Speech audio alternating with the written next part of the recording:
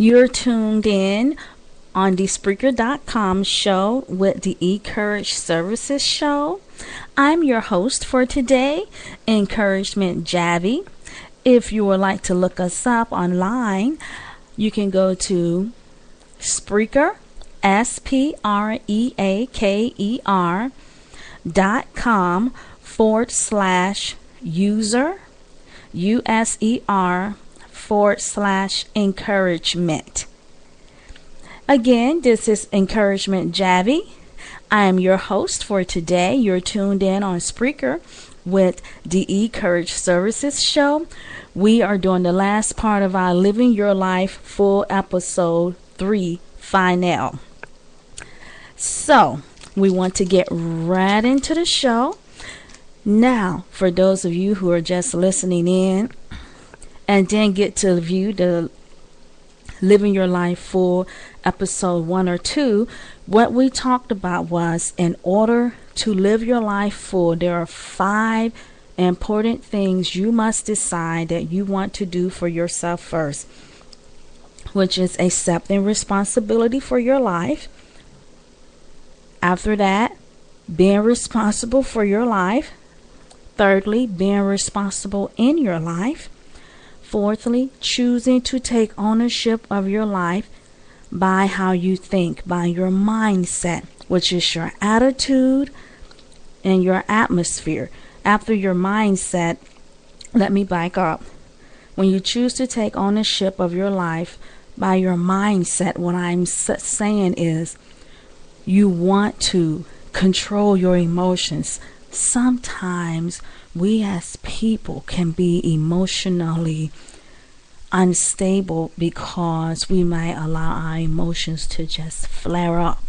And you definitely don't want to allow your emotions to just flare up. You want to be able to think before you speak and to make great decisions. And how you do that, part of it is you don't allow your emotions to take over your thought life or to control how you're going to say things. Say, for example, if you are angry, you do not want your anger to take over you by responding to other people simply because you're angry. A lot of times this is how people lose close connections with their children or can have big, huge barriers between them and their spouse because they respond out of anger.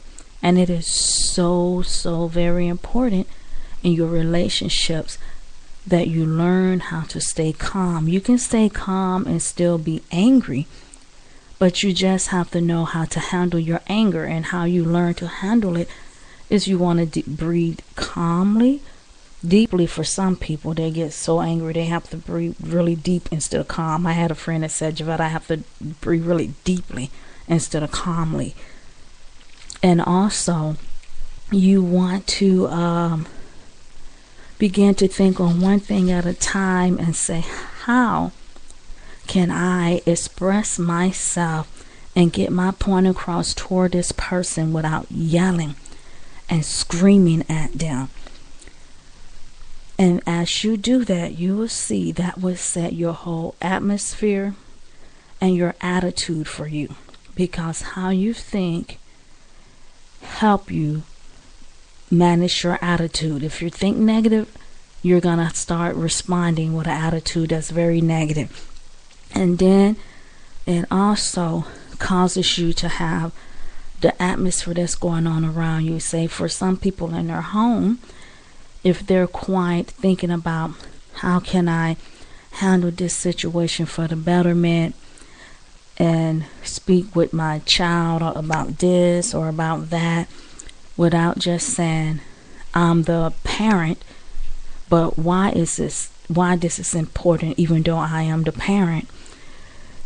That sometimes is much better for you as a person of calmness versus getting all out of order by being upset perhaps about some things that the child perhaps is doing.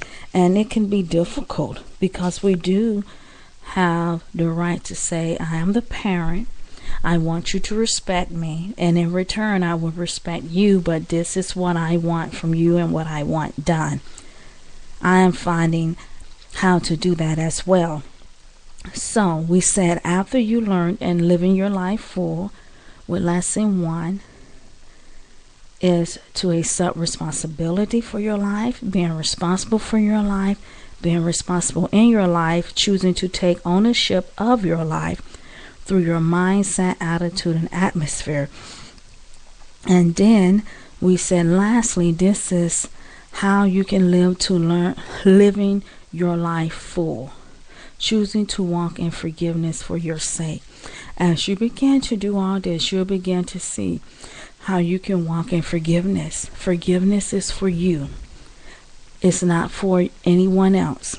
I am not saying that we need to just stay in contact with the person and give them a great big hug and act like they didn't do anything. You want to forgive because you want to be able to grow emotionally and mentally as a person. This is what is important for you. It's not for the person, because that other person can choose to do whatever they want to do, and it still won't bother them, and you can't feel it. So this way you'll know that how you raise your family or produce what you're producing, the crops you're producing, all has to do with how well you forgive. Sometimes we don't understand that.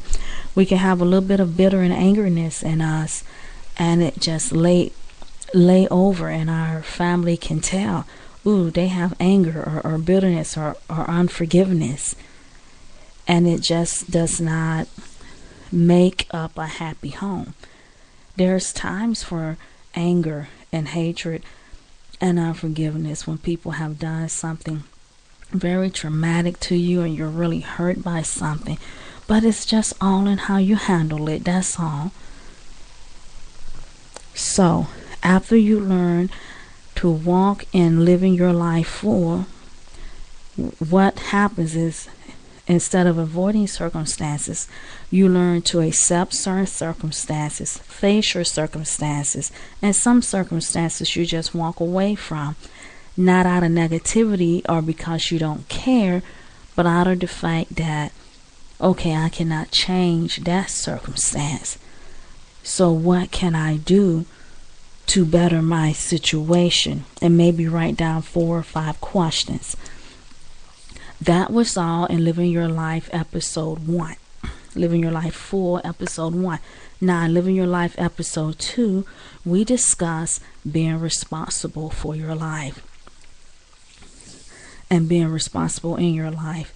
And all that simply entails that you want to learn to ask questions before you make a decision. It's very, very important, because your decisions are geared all around your life. Where you're at today is a result from somewhere in your decision making from maybe 5 years ago, 10 years ago, 30 years ago. A good example would be if you have you have a friend, or you could take you and say you decided what job you wanted to get, and you applied for the position, you applied for the interview, you got accepted. You had a choice to take it, although you looked at it as, I need a job. During that time, did you decide, okay, is this going to be a good benefit for me and my children? If you have children, would this be a good benefit for me if I'm married? Or how would this work for me even though I'm single? Because we live in such a stressful world today, so that I won't be burnt out. Sometimes we don't think like that. We just think we just have to work, and never think about how you're going to balance your life, balance your lifestyle, how you're going to make time for your spouse or your children or yourself, and we just get so dredged. So your decision making is very important, and there are consequences for your actions. You might want to think about that before you just make decisions. Now, let's move on to Living Your Life Full, episode number 3. This is where we're at. This episode, Living Your Life Full, talks about decision. Your decision making is very, very important. The reason it's so important is because it will affect your children if you have children, or if you have them down the road. It will affect your total mindset. Most of the time, our decisions are made up by how we're choosing to think. So when you make a decision, you might want to decide, let me ask questions about this decision. Would this be in my best interest?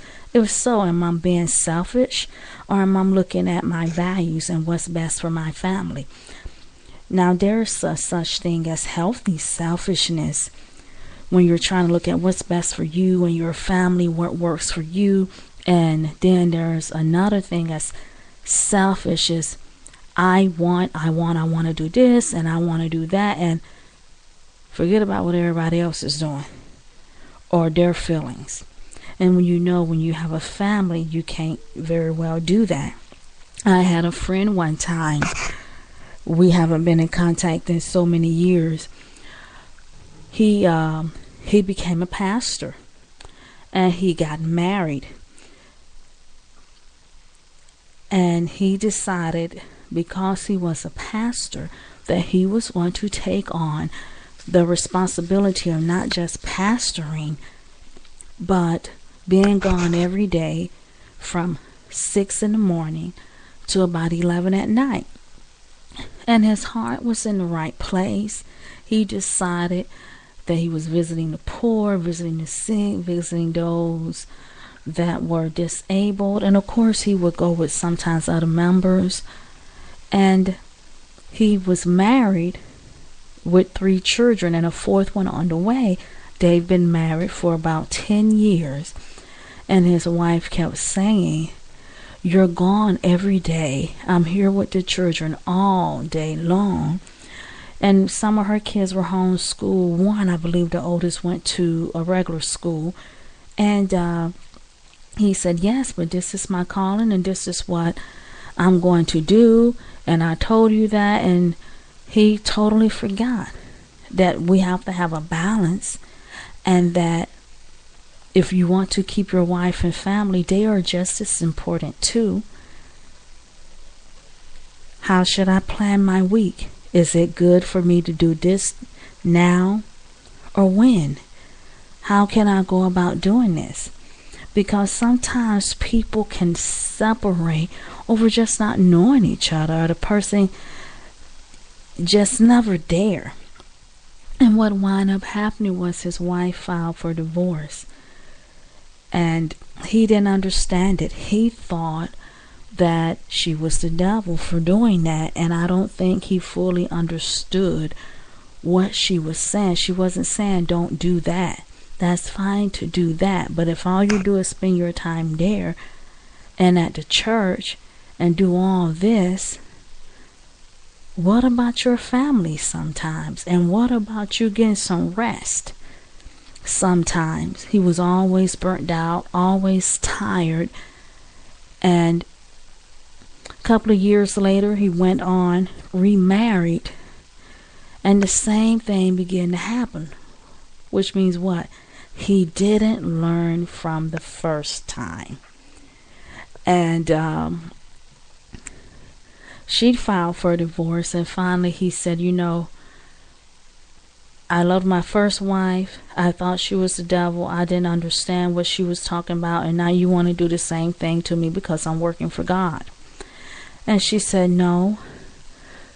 We had said that we need to spend time together, even if it's just 30 minutes a day or 30 minutes every 2 to 4 days. Some time to get to know your family, your children. You're spending more time with the children at the church than you are with your aunt, and they're rebelling. He decided as a family that they would get into some type of counseling, whether it was Christian counseling or whether it was whatever professional type of counseling,